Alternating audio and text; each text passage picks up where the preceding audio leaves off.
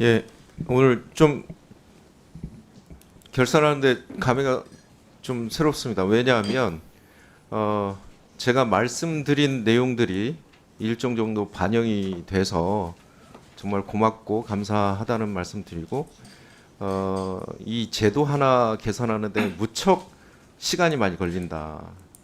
그래서 위원장님, 그 초선들의 열정적인 정책 활동을 보장해 주시는 차원에서 질의 보장을 많이 해주셨으면 좋겠습니다. 오늘 특별한 제도 하나 변화가 조세지출 결산서가 예산 때 제출되던 게 제출된 겁니다. 예, 그리고 이 조세지출의 소득 분위별 귀착 효과가 일정 정도 반영이 돼서 조세지출 결산서에 포함이 됐습니다. 그래서 이런 제도 하나하나 변화가 왜 이리 힘든지 모르겠습니다만 일단 부총리님 너무나 감사하다는 말씀 드리고요. 그리고 하나 제가 반영이 안 된 게 있습니다. 조세지출 예타. 조세지출 예타 제대로 안 거치는 거 그거 심층평가 이런 부분도 함께 마지막까지 좀 반영해 주십사 부탁 말씀드리고요. 질의 드리겠습니다. 일단 추경의 세입 경정 감액 세입했잖아요. 저는 네네. 잘하셨다 생각이 듭니다. 이전에 제가 지속적으로 이 세수 펑크 난다. 그래서 세입 경정 이거 분명히 해야 된다라고 말씀드렸는데 이거 10조 3천억 안 했으면 8조 5천억 세수 펑크 또 났습니다. 그러면 23년도 56.4조, 24년도 30.8조, 25년도 8조 5천억이라는 세수 펑크가 또 났습니다.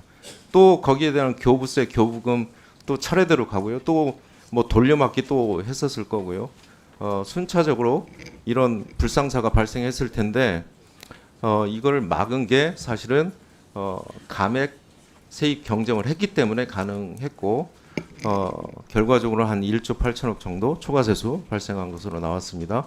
그래서 추경 과정에서 세입 경정한 거는 매우 잘한 정책 결정이었다 저는 생각을 합니다. 근데 이제 그 과정에서 저 몇 가지 좀 질문을 추가적으로 좀 드리면 일단 국세 감면율 있잖아요. 네네. 예. 국세 감면율 법적 한도라는 게 사실은 무빙 에버리지잖아요. 네. 기존 3년 평균 플러스 네. 0.5% 포인트 이렇게 플러스한 건데 네. 이게 과거에 3년 많이 해버리면은요 이게 평균이 올라갑니다. 맞습니다. 윤석열 정부 3년 때 많이 했잖아요. 네. 그러니까 많이 올라간 거예요. 그러니까 별 노력을 하지 않아도 국세 감면율 한도를 맞춰버린 겁니다. 절대적으로는 수치는 높습니다. 보면 23년도에 69조, 24년도에 70.5조, 그 다음에 25년도에 76조, 그 다음에 26년도 전망이 80조입니다. 그러니까 절대 수치는 지속적으로 조세 지출이 높아집니다. 그런데 국세 감면 한도를 그 이전에 많이 넘겼기 때문에 사실 그 평균이 올라가서 아무것도 안 했는데 조세 지출 노력도 안 했는데 이를테면 그 국세 감면 한도를 지킨 꼴이 됐습니다. 그래서 이 조세 지출 관련해서는 증가율이 매우 높기 때문에 우리가 재정 지출보다 조세 지출이 연평균 증가율이 16년도부터 8.3% 정도인데 재정 지출이 6.5%죠. 그리고 조세 지출 비중도 꾸준히 올라가고 있습니다. 그래서 16년도에 8.9% 조세 지출 비중이 했던 게 25년도에는 10.1%까지 올라간 겁니다. 그래서 이 조세 지출에 대한 관리 이게 앞으로도 계속 요구된다. 그 내용 중에 하나를 제가 말씀을 드리겠습니다. 일단 소득 분위별 귀착 효과를 분석을 해줘서 제가 정말 감사하다는 말씀 드리고요. 이것 때문에 조세 지출을 좀 우리가 소득 불평등 개선 효과로 활용할 수 있는 것들이 좀 있다. 우리가 지금 OECD 기준으로 보면 우리가 이제 진익에서 개선 효과라는 게 있죠. 재분배 네, 효과. 네. 정부가 개입함으로써 시장 가처분 소득을 정부가 얼마나 보전해주면서 이 소득 재분배 효과를 누리느냐. 이게 불평등 개선 효과잖아요. 네네. 근데 22년도 지금 데이터가 23년도 거밖에 안 나와서 이게 거의 꼴찌입니다. 18.2% 개선 효과. 근데 23년도에 더 떨어져요. 17.6%. 그러면 귀착 효과로 분석을 해보면 일단 보험료 공제가 있는데 한 이게 7조 5천억 정도 해요. 조세 지출만. 네네. 그런데 소득 10분위 그러니까 최상위 계층이 51.5% 조세 지출 효과를 얻어가요. 그 다음에 9분위가 16.7%, 8분위가 11.5%. 거의 최상위 계층이 90% 이상을 가져간다 보시면 돼요. 그 다음에 연금보험료 공제 10분위가 46.1, 9분위가 21.4, 8분위가 12.6. 그러니까 저소득층은 연금보험을 낼 수도 없는 거잖아요, 사실은. 그 다음에 특히 높은 게 신용카드, 소득공제, 주택자금 공제, 의료비 공제, 교육비 공제 이런 것들은 있는 분들이 일정 정도 정부 예산을 많이 가져간다 이렇게 생각하시면 돼요. 그러면 한번 역으로 한번 생각해 볼까요?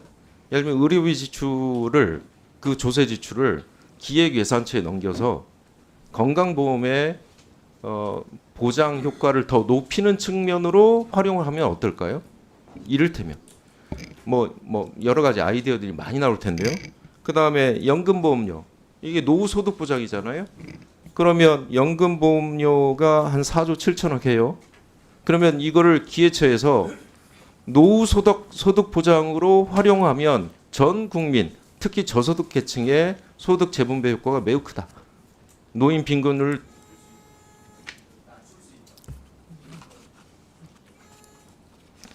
그 다음에 주택자금 공제도 마찬가지입니다. 이게 최근에 뭐 세법 개정안 나왔습니다만은 실제 공제를 받는 거는 10분위가 가장 많이 받습니다. 그 주택을 구입하는 기회의 요인들이 더 많고 거기에 예산까지 받쳐주는 거예요. 그러면 차라리 이거를 LH에 자본금으로 넣어가지고 임대주택 사업을 많이 하도록 하는 게 오히려 사회투자 효과에서 더 크고 소득 재분배 효과도 크고 그래서 이 제가 보면 조세 지출의 내용들을 재정 지출로 변환시킴으로써 소득 재분배 효과를 확실히 높일 수 있는 아이디어들은 굉장히 많이 나올 수 있다. 그리고 전 국민이 고르게 혜택을 받을 수 있는 것들이 많다. 그런 경제 정책 아이디어들을 좀 많이 좀 짜줬으면 좋겠습니다. 한 말씀 하시고. 예, 존경하는 우리 또 김영환 의원님 말씀하셔가지고 조세 지출 결산서가 이제 처음으로 이번에 이제 국회에 제출된 점에 있어서는 저희들도 굉장히 또 감사하게 생각합니다. 의원님. 더 당기면 좋겠습니다. 예, 그래서 이걸 저희들이 분석해 보다 보니까요. 뭐 보험료, 좀 전에 말씀하신 보험료 공제라든지 연금 보험료라든지 신용카드 공제라든지 아무래도 10분위 고소득자들이 뭐 신용카드 많이 쓰고 또 연금도 많이 내고 뭐 이렇게 하는 그런 이제 기착 사유가 이렇게 나타난 게 돼 있었습니다. 그래서 저희들이 금년도에 세제 개편하면서 조세 지출을 좀 재정 지출로 전환을 좀 일부는 많이 시켰습니다. 그래서 앞으로도 지금 여기 보면 교육비 공제라든지 주택자금 공제라든지 뭐 자녀세액 공제라든지 이런 부분이 그 재정 지출로 가는 경우 더 합리적인 경우 그런 부분에 대해서는 세금으로 받고 재정 지출에서 하는까지도 이제 이번에는 이렇게 결산제를 하는 한 단계 업그레이드 됐으니까 다음번에는 이 재정 지출하고 의원님 말씀하신 대로 재정 지출, 조세 지출 간에 어느 게 더 합리적이냐 하는 정합성을 맞추는 노력을 기획예산처하고 협의해서 하도록 하겠습니다. 금년에 일부 했다는 말씀을 드리겠습니다. 예, 아유 좋은 질의였습니다. 예.